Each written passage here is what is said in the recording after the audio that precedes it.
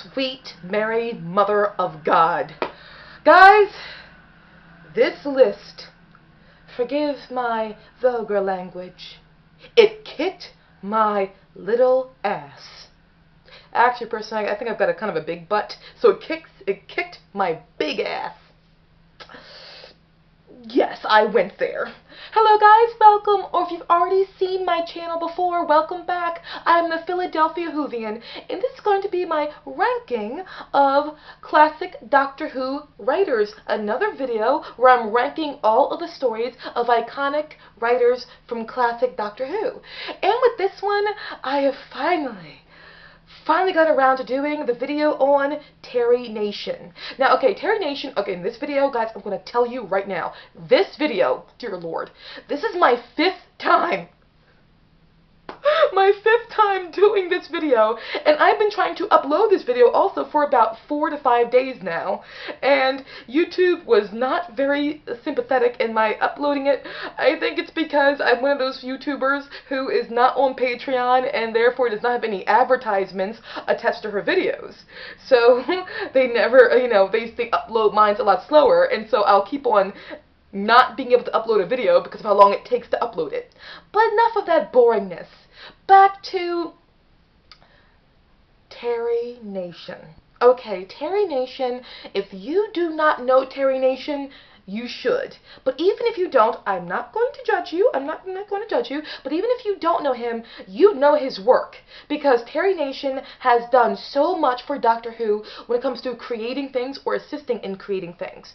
And just to be very frank about it, if you've seen a Dalek story and you like a Dalek, it's because of Terry Nation that Dalek exists.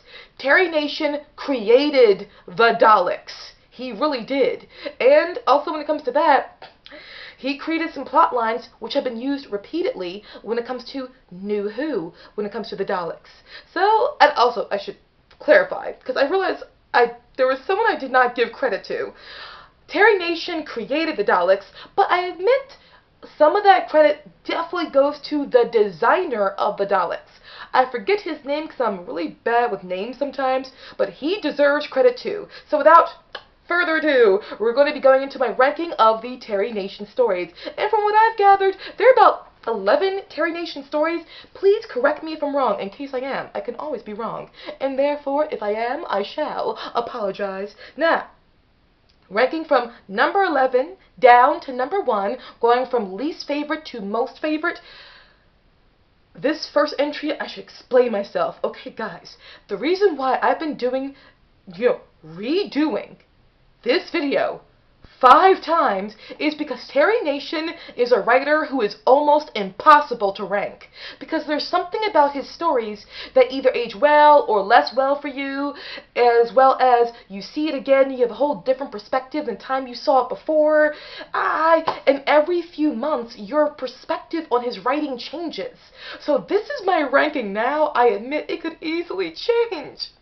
Easily change in like a few months. It can. So starting with number 11, we have Planet of the Daleks. Bear with me. Bear with me. If you think, oh my god, how's that on the bottom of your list? The plot, the concept of Planet of the Daleks is perfectly fine. It's actually a great plot. It works really well. And there are things I do love about it. I like a lot of the characters in it.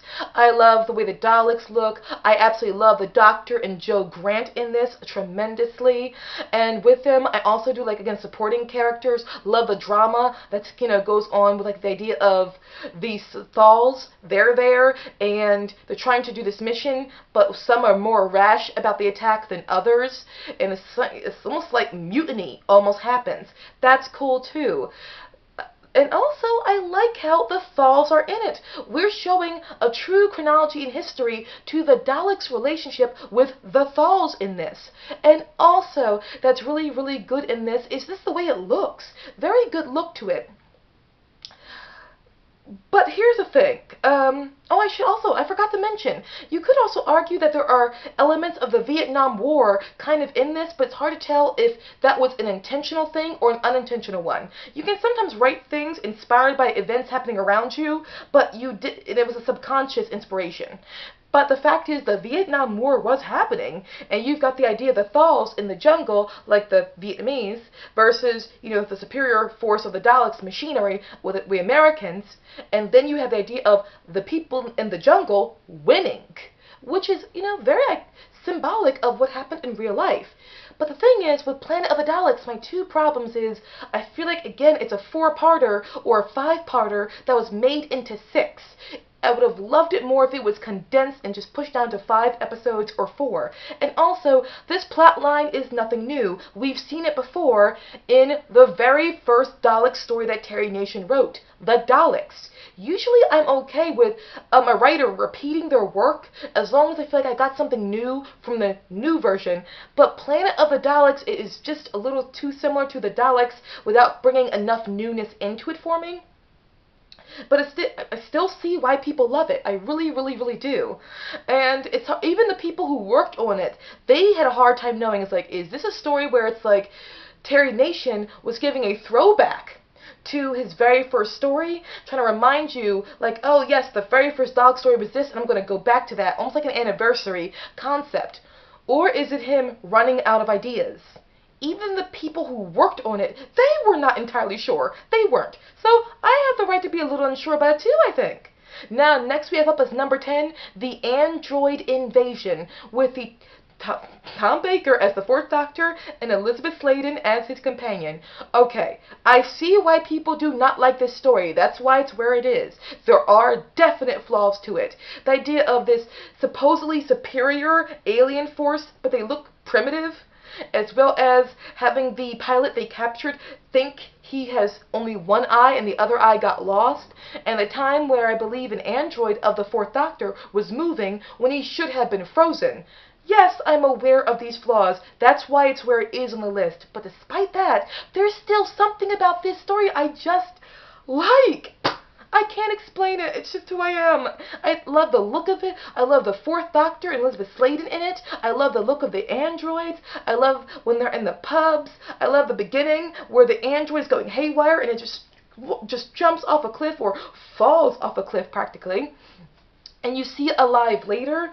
I love the idea of we see the androids going to Earth, and we see, I believe it's Sergeant Benton's android, shoots the Doctor, thinking it's the Doctor he's shooting, but he was really shooting the android version of the Doctor. And the android version of the Doctor says, "Satisfied?" Oh, so chilling. Gives me chills. So I get why people do not like it, but I admit there are elements of it I do like, if that makes any sense. Now we're going up to our next one on the list. And we have Death to the Daleks, with the 3rd Doctor and Joe Grant. Okay, I see why people do not like this story. It's not the best Terry Nation story by far. But one, I liked how Terry Nation was trying to do something different than he had done before. And I'm happy about that. I'm sorry. Did I say the Doctor with Joe Grant? I could be wrong. If I said that before, it was the 3rd Doctor with Sarah Jane Smith. Very sorry if I said the wrong thing before. What? I'm doing a list. What do you want from me? Sorry. Okay, sorry. Yes, with the 3rd Doctor with Sarah Jane Smith. We're given a new concept. The Daleks come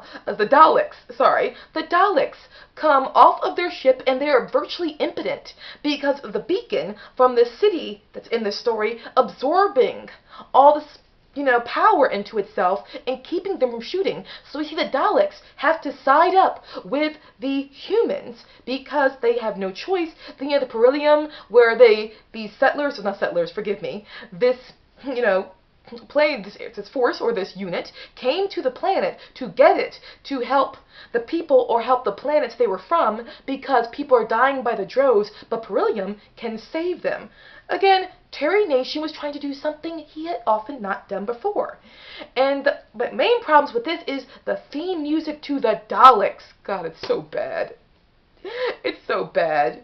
And also, I like the idea of the city being able to become self-aware, arming itself, and eventually going to kill the native people who are there or overpower them. And the Doctor has to go in there, and they have to destroy this city so the beacon will die, and so they'll get power back in the TARDIS and every other thing. It is very unique, and you've got relationships happening when it comes to complicated or mutiny or people disagreeing with each other when it came to the humans. There is that as well. And the look of it, okay, the Death to the Daleks looks great. And also the costuming helps a great deal. The humans, the group or the unit who came to get the beryllium are wearing blue. Very good against this backdrop of white. The blue against the white gives you that beautiful contrast of, Greek architecture. And the Doctor, he is wearing a blue suit that really shows how he is going to be a part of this unit without even knowing it. But he looks great in the blue suit, though nothing will beat him in that purple suit in Planet of the Daleks. John Pertwee could wear that suit. Someone pointed that out to me here on my YouTube channel, and thank you, you were totally right. But I get why people do not like Death to the Daleks. That's just, it is where it is on my list because I like parts of it, but I understand why it's not perfect. Next we have up, I'm taking a big risk here because I've not seen this episode before because it no longer exists. I just read the novelization. Mission to the Unknown. I know I'm risking it by putting it this high, but something about that story really resonated with me, and I'm going to take that risk, I'm going to go with it. I loved Mission to the Unknown. Understandable if you're mad at me for doing that because the Doctor's not even in that story, but I like it. It's a good prologue or prequel to the Daleks' master plan. So there's that. Now we have next up the very first Dalek story, The Daleks. Okay, I know some people say this story is too long. I understand why you feel that way. It's perfectly fine that you feel that way. I can't deny it, but I still love this story. I'm happy for where that it was created. It gave us the Daleks, and it was large, it was epic, and again we have the Thals in here, showing, and they're going to have a long relationship when it comes to the Daleks themselves. That's very, very cool. The only reason why it's this low for me is simply because the problem happens, the crisis, happens because the Doctor did something. He lied to his companions because he wanted to go exploring, and that's how he got them there. I'm more lenient or more leaning towards stories that happened because of the crisis itself and not because something the characters in the TARDIS did to directly cause the problem for their companions or for the characters around them on the TARDIS team. But that's a very minor detail, and I could always, make that mistake later where I did like a story that the Doctor made a mistake in, but what can you do? I'll confront that hypocrisy when I get to it. Next we have up is the Dalek invasion of Earth. You know why it's so high? Because it's the Dalek invasion of Earth. I freaking love this story. I'm not even going to say anything really about it, because I've said so many good things about it in my previous videos. Yeah, sorry that I mistake words sometimes, guys. I'm human. I am. Sorry. But the Dalek invasion of Earth, I love it because it's the Dalek invasion of Earth. There's just nothing else you can say to that. Next we have up is, oh dear. This is where you guys are going to hate me. I understand why you will. Next we have up is Destiny of the Daleks. Ooh.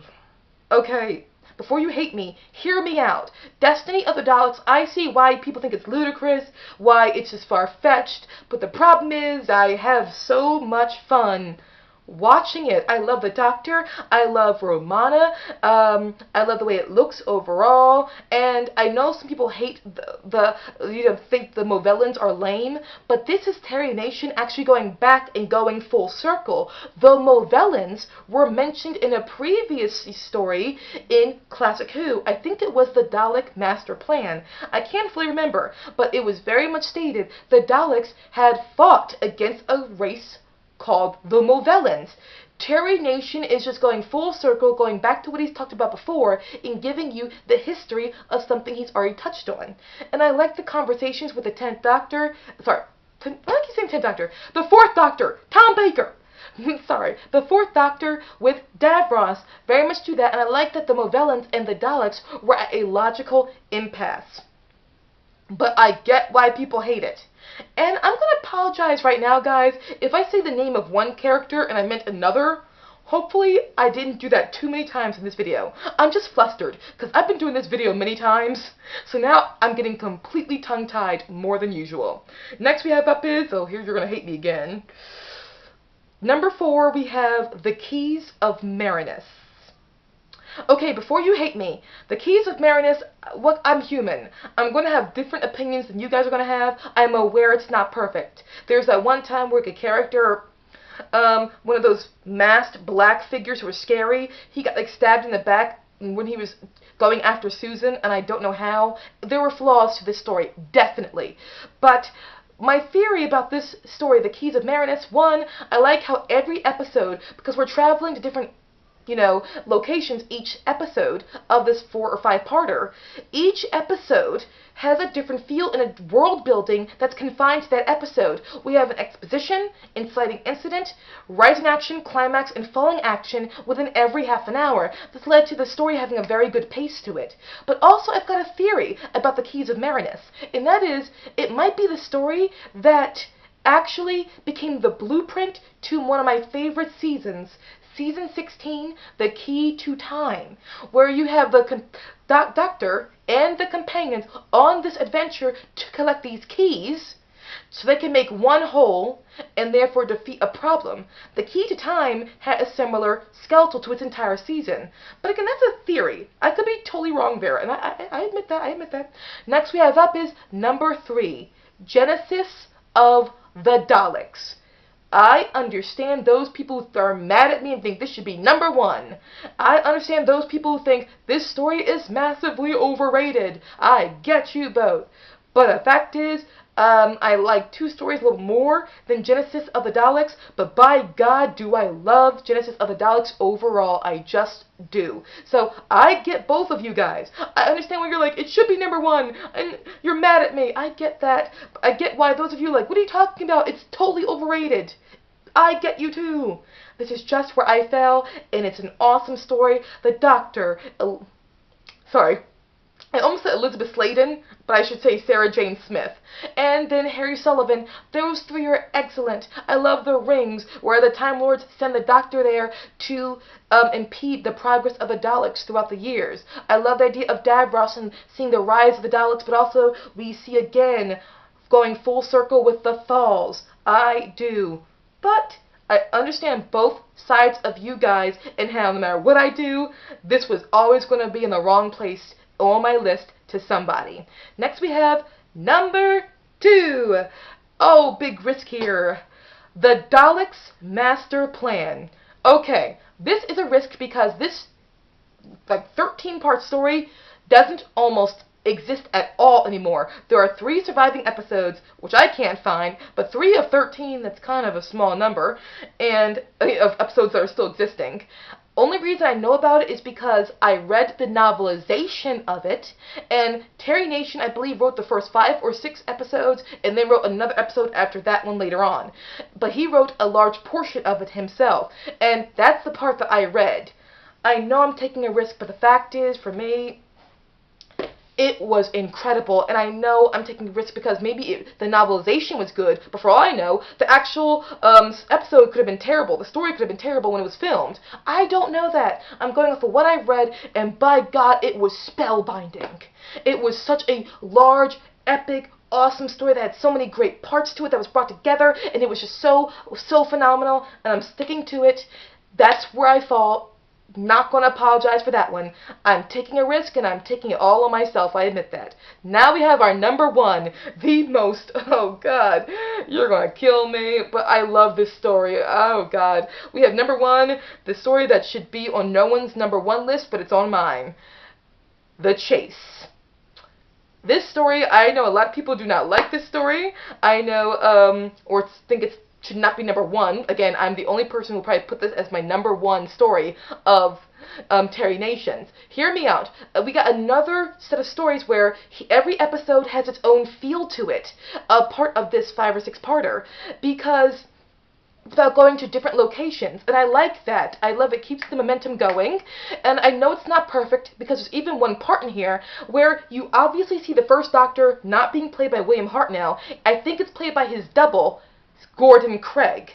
But here's the thing. This was a time period where BBC, where you had to film by a certain point, and if you went over your time, they would shut the lights out on you and you could not finish. So for all I know, William Hartnell probably got sick, and they couldn't go back and refilm his sequences, so they just had Gordon Craig stand in for him while he was sick, and they said it's only going to play one time on TV, because they had no idea that this show becomes so popular, it'd be put onto DVD. But it was! And now we got Gordon Craig playing the First Doctor. I get why you're like, what the hell is that? But this story, that doesn't hold it down for me, because that was not their fault. They were dealing with limited resources. There we go.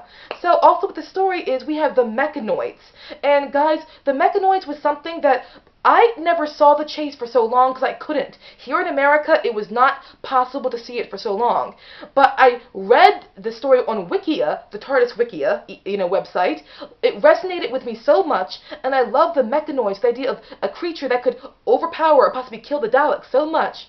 I brought them back many times in each of my Doctor Who series. That's how much they resonated with me. And then we get Ian and Barbara's departure, and I love their departure. I thought it was beautiful. And Vicky is awesome in here, once again showing how she has great chemistry with William Hartnell. And then Steve Taylor, his first story, he was amazing in it. I love this story. I get why it's not on your #1, but it is on mine. That is my top, listing of ranking of all of Terry Nation stories. Sorry I'm talking fast, but I don't want to go on too long. But fun little quippet. Guess what arrived in the mail? Something I've been looking forward to. The Jolly Christmas Postman. Sorry, it's a book I had a long time ago, and I love it so much, and I finally got it in the mail, and I'm so happy. It's one of my childhood happinesses. My geekiness is complete. So guys, what is your ranking of Terry Nation stories? Do you have a favorite Terry Nation story? You should. That man is a genius. You really should. And if you do not know Terry Nation, you know him now. Guys, thank you so much. I'll see you again very soon. Peace out.